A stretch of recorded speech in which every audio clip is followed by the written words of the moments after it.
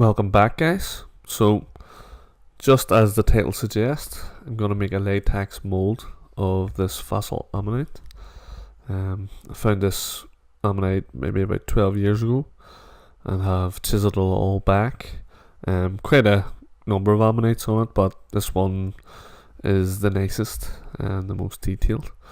So, the first coat of latex has been applied using an old brush here.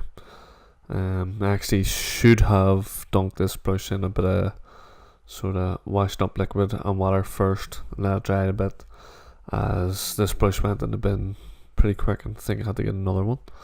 But so that being said, so latex has to go on very thin in order for it to dry. If you go on too thick, it'll dry probably to the surface of the item that you're making a copy of and the surface on the outer layer, which could end up being soft in the middle, which could make it all rip apart. So you've got to build it up in very thin layers first, and that's what I'm doing. I think I give this quite a lot of coats. I think for smaller items you could get away with maybe 5-6 coats, and then obviously larger items, well, everybody does different amount of coats as far as I have seen, but yeah, I'm just gonna keep chatting away over me actually painting on the coats. Also, another thing, it's hard to do with a smaller item, but if you brush up and down on your item, the first coat, your second coat, if you could brush left and right.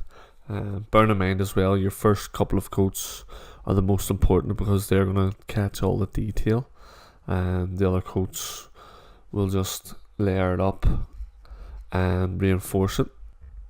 So coating left and right and up and down after every stage will help reinforce it and give it strength and structure.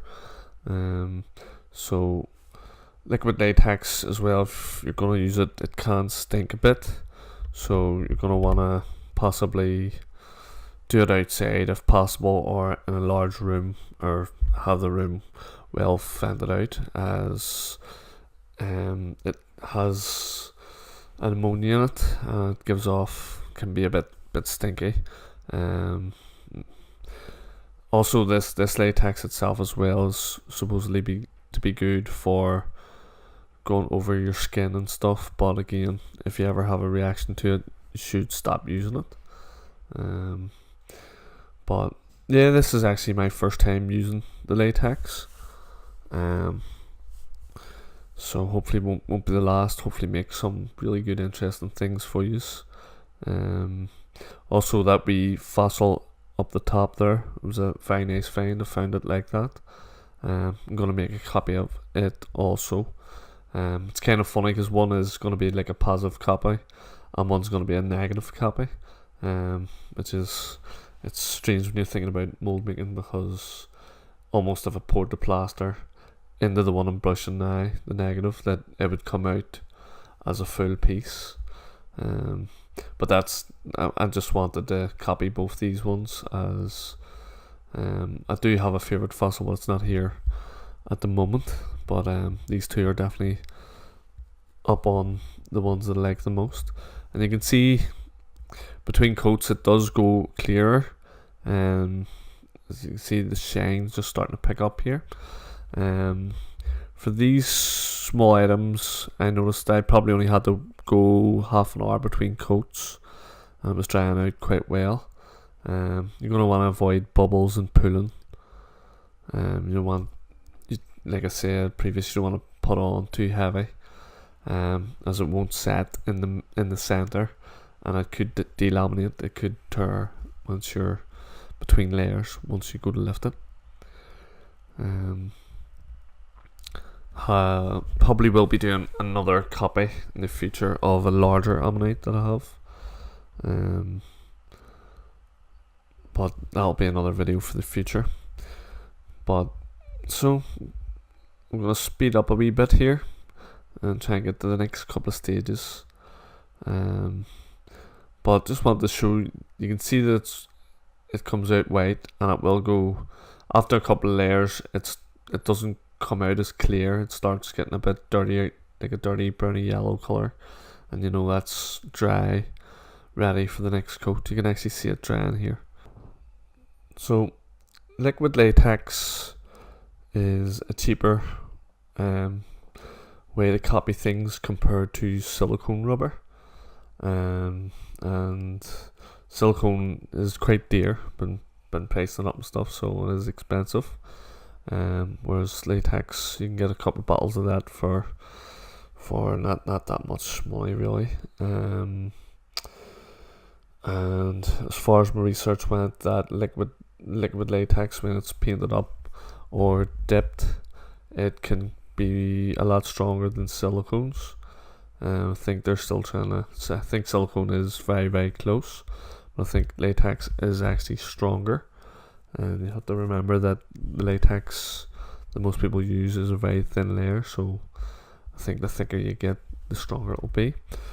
But again, I do have some silicone, and I will do a mould in the future as well, and show them.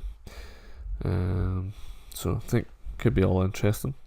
So when you're happy you've got your layers built up, and I've got mine built up, I just used a wee bit of Play-Doh around, just wanted to make a bit of a back for them, as I wasn't sure when I pulled off the latex mould how floppy it would be. So a wee bit messy, the Play-Doh. I think the plaster kind of soaked the moisture out of it as well, but comes away not too bad, just to give me a bit of a base to set the moulds on. I actually would have got away without them, but just wanted to show this part as well.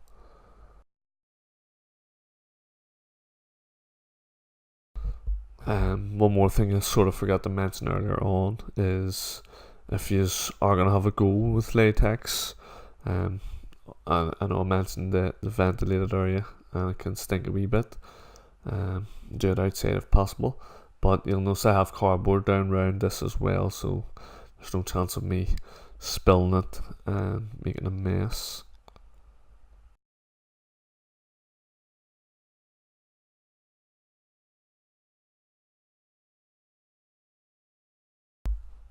Just sped this part up here. The Play-Doh was a bit messy. I think clay would have been maybe a bit tidier, although it does scrub off the rock easily enough. But maybe if I had a wee bit of sealant on the rock around the edges, it would have came away a bit easier. But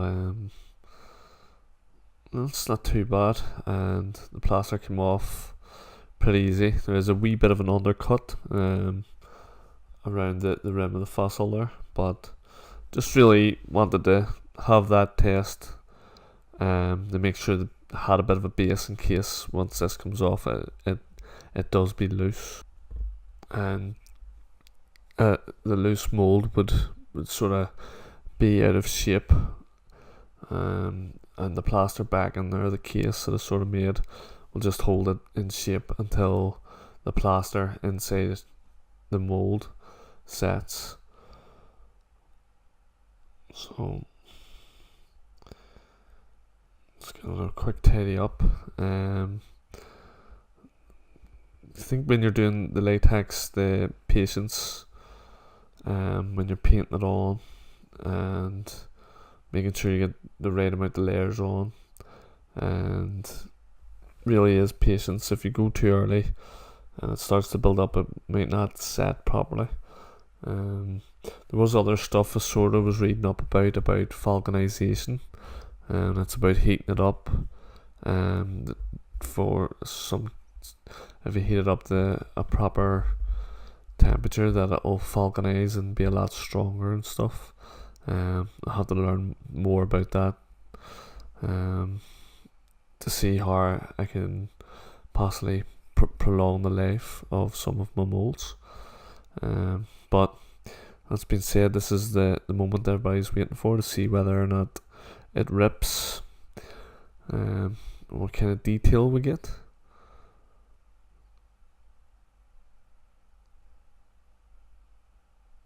So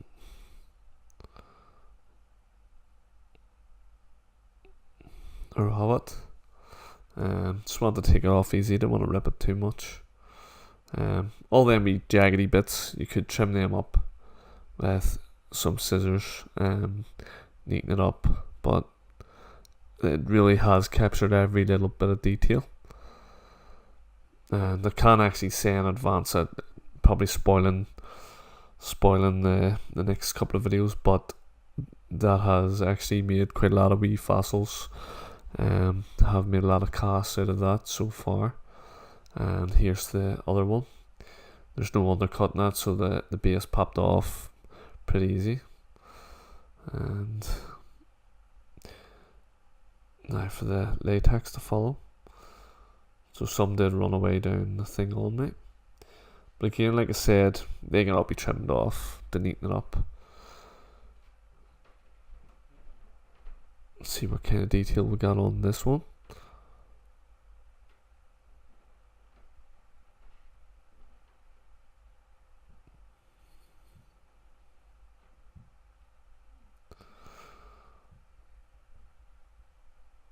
So that's like a negative print already, and this should be like a positive. You can see the detail in that. So if you have got things that you're worried about getting the fine details copied, it really will capture every little bit. So all left to do is to give the latex molds test, and the negative print is a success with nice detail. And now for the one with a slight undercut. So just really loosening around the edges, just trying my best not to rip the latex. But these are really just part of a bigger thing that will be made. But some great detail came out of that. If they were painted and set beside the other one, you wouldn't notice any difference whatsoever. And just another wee peek at something else as well here.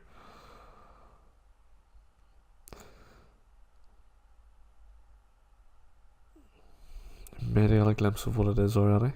But yeah, hopefully you guys enjoyed this. Want to do more of this sort of fibrous moulding work, this fibrous plastering work on the channel.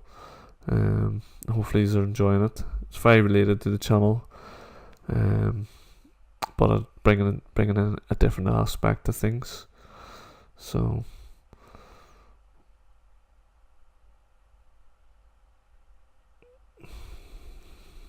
definitely being gentle, don't want to rip the mould. So there you go, guys. That's the kind of detail you can get with latex. So that's us on this video. If you enjoyed the video, please subscribe for more. And if you enjoyed it, definitely hit that like button for me. And share it as well. Sharon's Karen. So thanks for watching, guys. Brothers, what we doing live echoes in eternity.